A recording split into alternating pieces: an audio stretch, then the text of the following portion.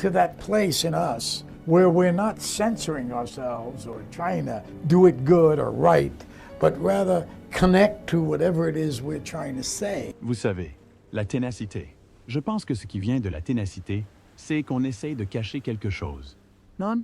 Généralement, une certaine sensibilité, une certaine vulnérabilité. C'est ça la ténacité. Al Pacino a avoué dans un moment de fougue improvisée qui a fait vibrer Hollywood. L'icône de Scarface n'a pas mâché ses mots en nommant les 6 acteurs qu'il déteste, qualifiant certains de faux, d'insupportables, voire de dangereux avec qui travailler. Ce ne sont pas de simples querelles. Ce sont les cicatrices d'une vie sous les projecteurs. Johnny Depp. La collaboration de Johnny Depp avec Al Pacino sur le film Donnie Brasco, 1937, offre un aperçu fascinant des frictions et de l'art qui peuvent naître lorsque 2 philosophies d'acteurs radicalement différentes se rencontrent. Le film, centré sur l'agent infiltré du FBI Joseph Pistone, interprété par Depp, infiltrant la mafia et interagissant étroitement avec le tueur à gages, vieillissant Lefty Ruggiero. Pacino exigeait une relation intense et nuancée entre les 2 protagonistes. Pourtant, en coulisses, cette relation de travail devenait une fascinante étude contrastée, presque un microcosme d'approche générationnelle et méthodologique du jeu d'acteur s'affrontant en temps réel. Au cœur de la tension créative résidait la manière dont chaque acteur préparait et incarnait son rôle. Johnny Depp est arrivé sur le tournage de Donnie Brasco, déjà connu pour son approche peu conventionnelle et très extériorisée de la construction des personnages. Sa réputation d'obsession pour les maniérismes physiques, les inflexions vocales et les particularités extérieures détaillées le précédaient. Pour Depp, le développement des personnages commençait souvent par l'extérieur. Il élaborait méticuleusement la démarche, les gestes, le rythme de la parole avant de se concentrer sur l'intérieur. Cette approche, parfois décrite comme une construction de l'extérieur vers l'intérieur, mettait fortement l'accent sur le comportement observable et la physicalité, une méthode quasi sculpturale pour créer une personnalité. Al Pacino, en revanche, était issu d'une école d'interprétation imprégnée de profondeur émotionnelle et d'immersion psychologique. Expert des techniques de jeu méthodique et fort de décennies d'expérience au théâtre et au cinéma, Pacino était convaincu que le personnage devait être vécu de l'intérieur. Pour lui, chaque geste, chaque mouvement devait découler naturellement d'un noyau émotionnel profondément intériorisé, une identification si complète qu'elle confinait à la possession. Pour Pacino, l'acteur ne se contentait pas d'incarner le personnage. Le personnage était une extension, une révélation de la vérité émotionnelle de l'acteur. Cette philosophie intérieure exigeait un engagement quasi spirituel, une honnêteté émotionnelle viscérale et brute qui imprégnait chaque instant de la performance. Le réalisateur Mike Newell a mis en lumière cette divergence fondamentale dans une interview accordée à Empire Magazine des années plus tard. Il a souligné que Pacino s'attendait à ce que Depp aborde le rôle par une immersion émotionnelle. Au lieu de cela, Pacino a rencontré une co-star qui se concentrait principalement sur la précision technique et les détails extérieurs.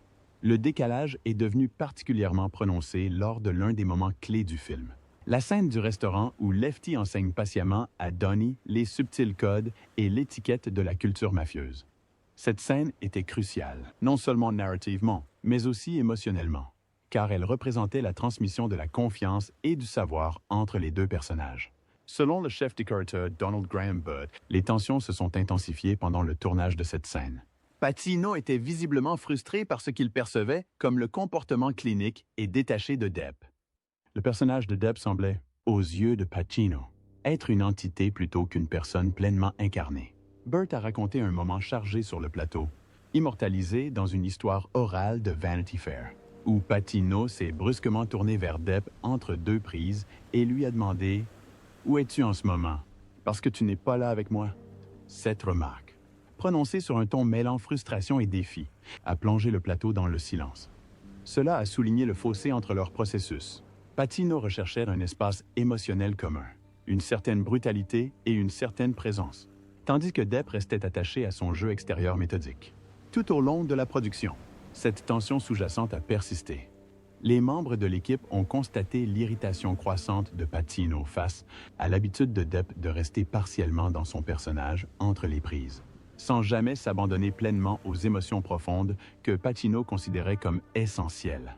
Le maintien méticuleux de Depp dans son personnage était perçu par Pacino comme une sorte de détachement technique, un obstacle à l'authenticité émotionnelle qui, selon lui, devait être constamment maintenu, devant et hors caméra, pour que la scène reste vivante. La tension était telle que le producteur Barry Levinson serait intervenu à plusieurs reprises pour arbitrer les discussions créatives et empêcher que les discordes n'impactent les scènes clés ou la dynamique générale du plateau.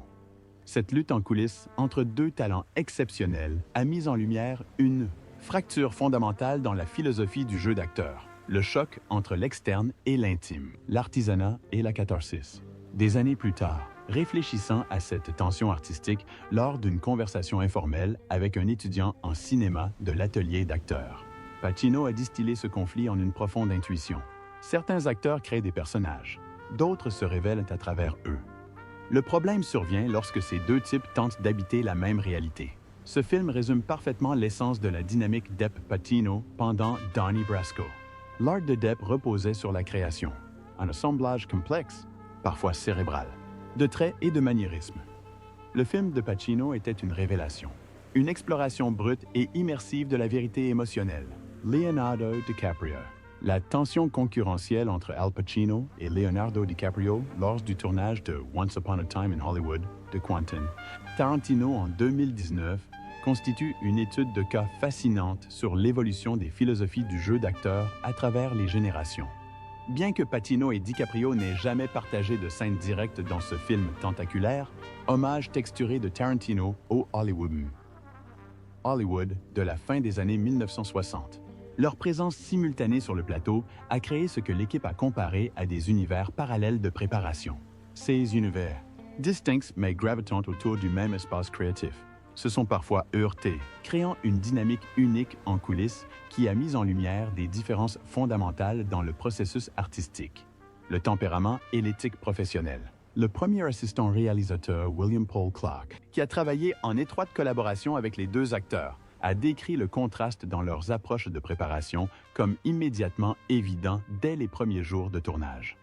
Leonardo DiCaprio, fin connaisseur de son art, arrivait régulièrement plusieurs heures en avance chaque jour. Il en profitait souvent pour échanger avec un groupe de chercheurs qu'il avait personnellement engagés, afin d'approfondir sa compréhension du contexte historique du film et de la psychologie de son personnage. Rick Dalton, Clark confiait à Total Film Magazine que l'immersion de Leo était presque académique. Il a traité le rôle comme un projet de thèse, décortiquant méticuleusement la dynamique socio-culturelle du Hollywood des années 1969, lisant des biographies, absorbant des interviews et assimilant tout ce qui pouvait éclairer les nuances de son interprétation. Al Pacino, en revanche, opérait sur un axe apparemment opposé. Il arrivait précisément à l'heure, ne jetant souvent qu'un seul coup d'œil aux marges de son scénario avant de monter sur le plateau pour livrer une performance si naturellement vécue qu'il était difficile de croire qu'il n'avait pas passé des mois à se préparer. La méthode de Pacino était profondément intuitive et viscérale, contrairement à l'approche de DiCaprio. Axée sur la recherche, Pacino semblait puiser directement dans un réservoir émotionnel, produisant des performances immédiates et instinctives. Son travail ne consistait pas à accumuler des faits. Il s'agissait d'incarner l'essence du personnage sur le moment, tel un musicien de jazz qui trouve la note parfaite spontanément plutôt que de tracer toutes les gammes possibles à l'avance. Cette différence fondamentale entre les deux a atteint son paroxysme lors d'une lecture remarquée. DiCaprio a présenté une série de notes détaillées sur la dynamique de l'industrie hollywoodienne à la fin des années 60, couvrant tous les aspects, des politiques des studios aux relations acteur-manager. La rigueur de sa présentation aurait suscité une vive réaction de la part de Pacino, qui aurait déclaré à portée de voix « Le département de recherche est au bout du couloir. Nous sommes au département d'interprétation. » Cette remarque traduisait l'attention portée non seulement aux méthodes de préparation, mais aussi à la manière dont chaque acteur percevait la nature même de la performance. Ce clivage s'étendait également à d'autres domaines créatifs. La costumière Arianne Phillips a souligné que DiCaprio avait demandé de nombreux essayages pour expérimenter les aspects physiques de son personnage, s'efforçant de trouver une allure parfaitement en harmonie avec la psychologie et le contexte qu'il avait minutieusement construit. Son approche vestimentaire était méthodique, comme si chaque vêtement était une donnée dans un projet de recherche plus vaste. Pacino, à l'inverse, prenait des décisions vestimentaires immédiates, guidés par des connexions émotionnelles instinctives. Pour Louis, un costume n'était pas une énigme à résoudre, mais le prolongement d'une vérité émotionnelle à exprimer. Une note finale trouvée au feeling plutôt que par calcul. Phillips comparait le style de Léo à celui d'un chercheur rédigeant une thèse, tandis que Pacino était celui d'un musicien de jazz trouvant la note juste sur le moment. Si les deux acteurs ont conservé le respect de leur profession et de leur travail de tournage, le décalage créatif sous-jacent est parfois apparu dans des moments de franchise. Pacino a été surpris au bureau de production, s'interrogeant sur la valeur du travail préparatoire exhaustif de DiCaprio lors d'une conversation avec son collaborateur de longue date, Martin Scorsese. Il a suggéré qu'une préparation aussi minutieuse risquait de créer des performances techniquement précises, mais dépourvues de la vitalité spontanée et de la vie imprévisible que Pacino appréciait chez les acteurs. À ses yeux, l'étude et l'analyse incessante pouvaient produire une perfection technique, mais pouvaient aussi stériliser l'immédiateté émotionnelle qui fait toute la résonance d'une scène. Interrogé sur son expérience de travail aux côtés de DiCaprio, Pacino a livré l'une de ses réflexions les plus révélatrices sur les différences générationnelles dans le métier. Chaque génération doit découvrir la roue par elle-même, a-t-il déclaré avec réflexion. Certains doivent mesurer chaque rayon avant de commencer à tourner. Français. Cette déclaration capture magnifiquement l'essence de la dynamique. Pacino reconnaît la valeur de la découverte, même si elle provient de recherches exhaustives, mais laisse subtilement entendre une préférence pour le type d'art instinctif et vécu qu'il a défendu tout au long de sa carrière. Tom Cruise. La phase de pré-production du thriller de Michael Mann de 2003. Collateral est resté dans les mémoires non seulement pour le récit captivant du film, mais aussi pour un choc légendaire des philosophies d'acteurs entre Tom Cruise et Al Pacino.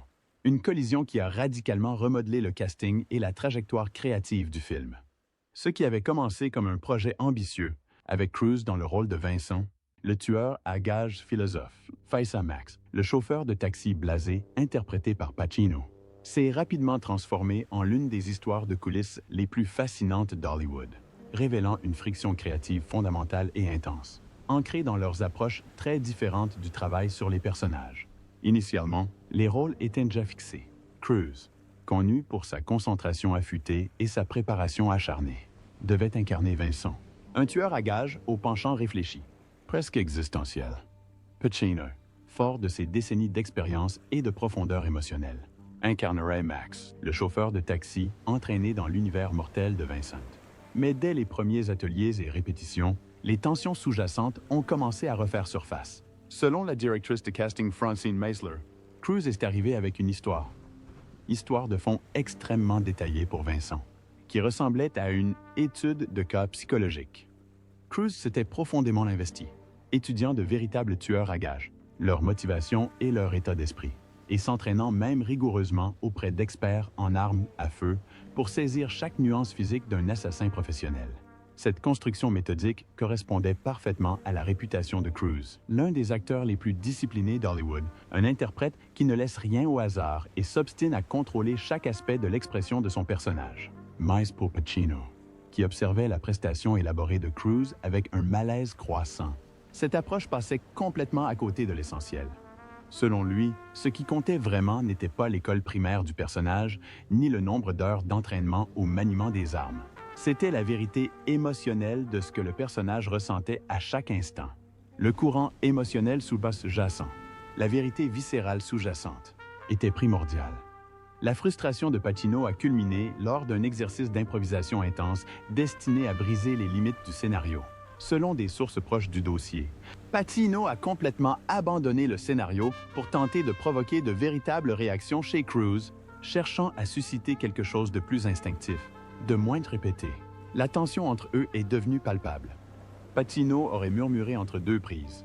Tous ces travaux sont merveilleux, mais à un moment donné, il faut mettre le feu à la bibliothèque et voir ce qui se passe. Cette déclaration énigmatique mais percutante a parfaitement saisi le clivage artistique. Dans le petit suivi, recherche et la préparation minutieuse de Cruise contre la foi de Pacino dans l'immersion émotionnelle spontanée. Leur impasse créative dépassait la méthodologie émotionnelle et s'étendait à l'incarnation physique de leur personnage.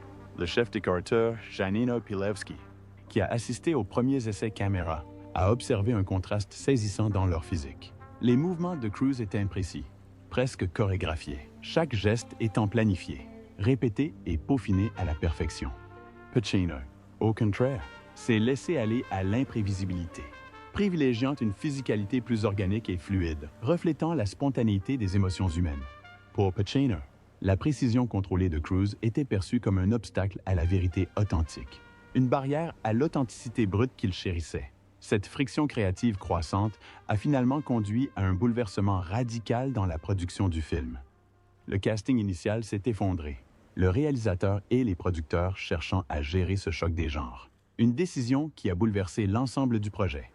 Tom Cruise a délaissé le rôle initialement prévu de Max pour incarner Vincent, le tueur à gages, tandis que Jamie Foxx a été choisi pour incarner le chauffeur de taxi.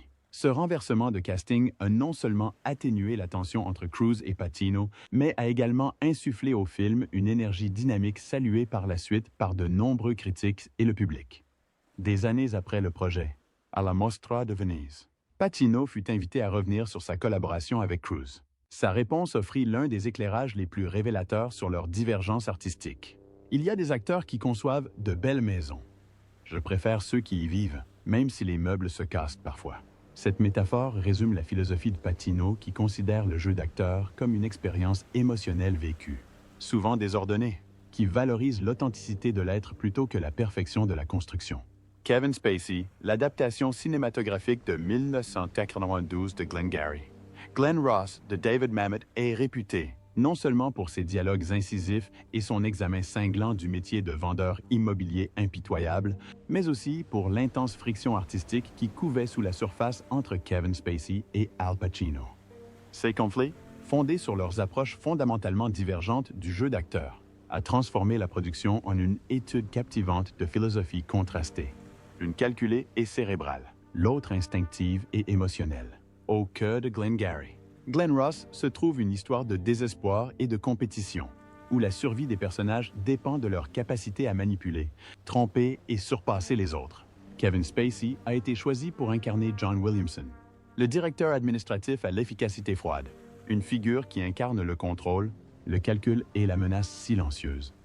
Face à lui, Al Pacino incarne Ricky Roma, un vendeur charismatique mais irrésistible dont la passion brute et la volatilité émotionnelle sont à l'origine d'une grande partie de la tension dramatique du film.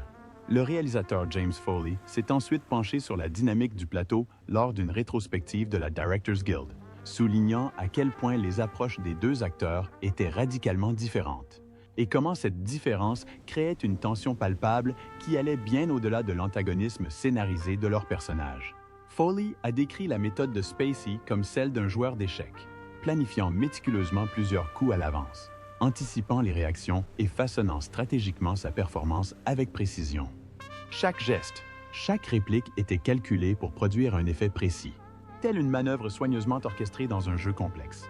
Pacino, quant à lui, opérait sur une longueur d'onde radicalement différente. Il évitait le calcul intellectuel au profit de l'instinct et de la connexion émotionnelle, plongeant au cœur psychologique et émotionnel de la scène telle qu'elle se déroulait en temps réel. Pacino considérait le détachement analytique de Spacey comme presque antithétique au processus créatif, estimant qu'un tel calcul contrôlé risquait de réduire le jeu d'acteur à une simple démonstration plutôt qu'à une véritable incarnation.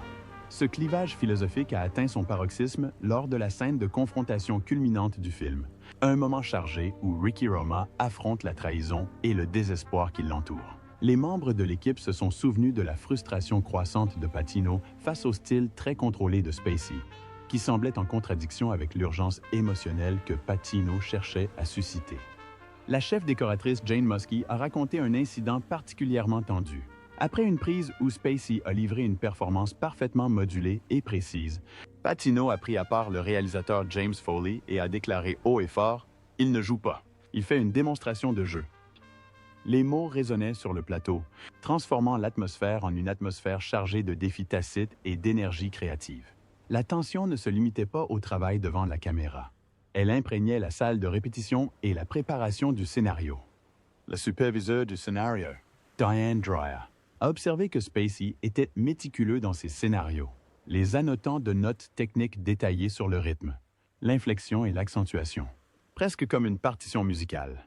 Cette précision visait à contrôler chaque aspect de la performance, garantissant cohérence et impact calculé.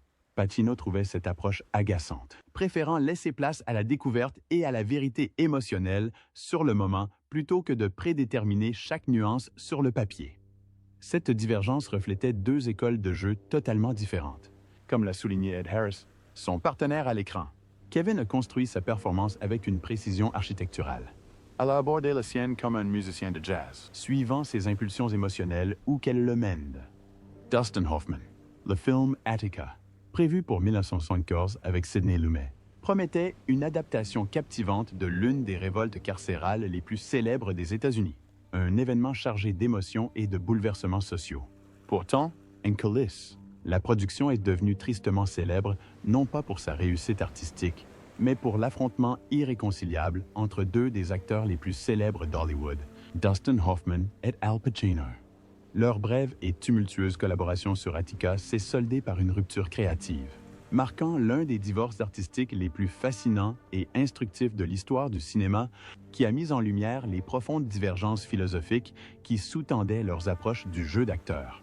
Lumet, réalisateur connu pour sa sensibilité aux acteurs et son exploration de personnages complexes, a révélé plus tard à son biographe Morris Spiegler que l'origine du conflit résidait dans les conceptions radicalement différentes du jeu d'acteur pratiqué par Hoffman et Pacino. Dustin Hoffman était un perfectionniste légendaire, convaincu que chaque motivation, chaque nuance psychologique devait être minutieusement comprise et décortiquée intellectuellement avant d'être représentée de manière convaincante. La préparation d'Hoffman a été rigoureuse. Il a passé des heures à s'interroger sur les moindres détails du passé, des motivations et des émotions de son personnage. Il a abordé son rôle comme un scientifique, cherchant à analyser et à comprendre chaque facette de son rôle pour garantir une authenticité absolue. Pacino, en revanche, adoptait une approche beaucoup plus intuitive et viscérale. Pour lui, jouer consistait à absorber la réalité émotionnelle du personnage et à l'incarner, à la ressentir sur le moment plutôt que de trop réfléchir ou de la décortiquer. Il croyait qu'il fallait s'abandonner au flux des émotions et laisser la vérité du personnage émerger naturellement. Lumet a expliqué que cette différence n'était pas seulement stylistique, mais fondamentale. Hoffman recherchait la connaissance et le contrôle, tandis que Pacino recherchait l'expérience et l'abandon. Ce schisme est devenu flagrant lors des ateliers préliminaires sur les personnages organisés en préparation du tournage. Hoffman est arrivé avec une foule de recherches sur la prison, des données sociologiques et des questions détaillées sur la biographie et la psychologie de son personnage. Sa préparation était minutieuse et intellectuelle, une cartographie délibérée de la vie et des circonstances du personnage. Le réalisateur adjoint Alan Hopkins, présent lors de ces séances, se souvient de l'évolution du comportement de Pacino à mesure qu'Hoffman détaillait son approche méthodique. D'abord patient, Pacino s'est progressivement retiré, visiblement frustré par ce qu'il percevait comme un processus clinique et trop analytique. La tension a été rompue lorsque Pacino a finalement déclaré « Nous ne pratiquons pas d'autopsie, ici. Nous essayons de donner vie à quelque chose. » Cette déclaration résumait parfaitement le fossé qui séparait leurs univers créatifs. La discorde dépassait la préparation intellectuelle et touchait aux aspects pratiques de la réalisation. Hoffman proposa de tourner les scènes du film dans l'ordre chronologique, dans de véritables lieux de prison, arguant que cela aiderait les acteurs à construire une progression émotionnelle authentique, reflétant l'expérience de leur personnage. Pour Hoffman, cette rigueur technique était essentielle pour capturer la vérité de l'histoire. Pacino, cependant, a rejeté cette idée, la qualifiant de confusion entre la carte et le territoire, d'une focalisation déplacée sur le processus externe au détriment de la vérité émotionnelle interne. La chef décoratrice Anna Hill Jensen a été témoin d'un moment particulièrement intense, lors d'un exercice d'improvisation destiné à libérer des réponses émotionnelles spontanées. Hoffman s'est arrêté à plusieurs reprises pour analyser les motivations et la logique de son personnage, décortiquant chaque impulsion au lieu de laisser le moment s'écouler naturellement. Pacino, poussé au-delà de ses limites, lève les bras au ciel, exaspéré, et déclara « À un moment donné, il faut arrêter de construire le violon et jouer cette foutue musique. » Cette métaphore brutale devint emblématique de leur division, de la tension entre construction minutieuse et immédiateté émotionnelle. Le conflit entre le perfectionnisme d'Hoffman et l'immersion instinctive de Pacino a non seulement entravé leur collaboration, mais a aussi contribué à l'échec du projet Attica lui-même. La vision de Lumet celle d'un film puissant et chargé d'émotions sur l'injustice sociale. S'est évanoui dans un contexte de paralysie créative, les deux acteurs principaux peinant à trouver un terrain d'entente ou un langage artistique commun. Leur confrontation a révélé comment deux talents tout aussi brillants pouvaient devenir fondamentalement incompatibles lorsque leur philosophie fondamentale de l'interprétation divergeait. Jared Leto. La production de 2021 de House of Gucci a non seulement réuni une distribution éblouissante, mais a également révélé une confrontation fascinante et parfois tendue. Des philosophies d'interprétation de deux des plus célèbres interprètes d'Hollywood, Jared Leto et Al Pacino, incarnent l'excentrique Paolo Gucci. Face à l'imposant Aldo Gucci, Pacino, les deux acteurs ont eu des approches divergentes de leur art, provoquant un choc générationnel qui a captivé les professionnels du cinéma et est devenu un élément clé du récit de la production. Jared Leto est arrivé sur le plateau incarnant pleinement sa technique immersive et méthodique, un style qui l'avait rendu célèbre au fil des ans. Cette transformation en Paolo Gucci fut radicale. Des heures de maquillage prothétique modelèrent ses traits en une caricature exagérée du flamboyant descendant de la mode. Un accent méticuleusement travaillé pour capturer les inflexions italo-américaines de Paolo et un engagement intense à rester pleinement dans le personnage tout au long de la journée, même entre les prises. Cette approche, caractéristique de la méthode d'acteur de Leto, visait à préserver l'intégrité émotionnelle et psychologique de la personnalité complexe de Paolo, garantissant que chaque geste et chaque réplique émanent d'un personnage profondément habité plutôt que d'un rôle joué. Le chef décorateur Arthur Max, étroitement impliqué dans la création de l'authenticité visuelle de la succession Gucci et de l'univers du personnage, a observé comment ce dévouement méticuleux a d'abord piqué la curiosité d'Al Pacino. Pacino, acteur chevronné dont la carrière s'étend sur des décennies de rôles dynamiques, était connu pour ses performances brutes et chargées d'émotions, profondément ancré dans l'instinct et la vérité de l'instant présent plutôt que dans une immersion durable dans le personnage.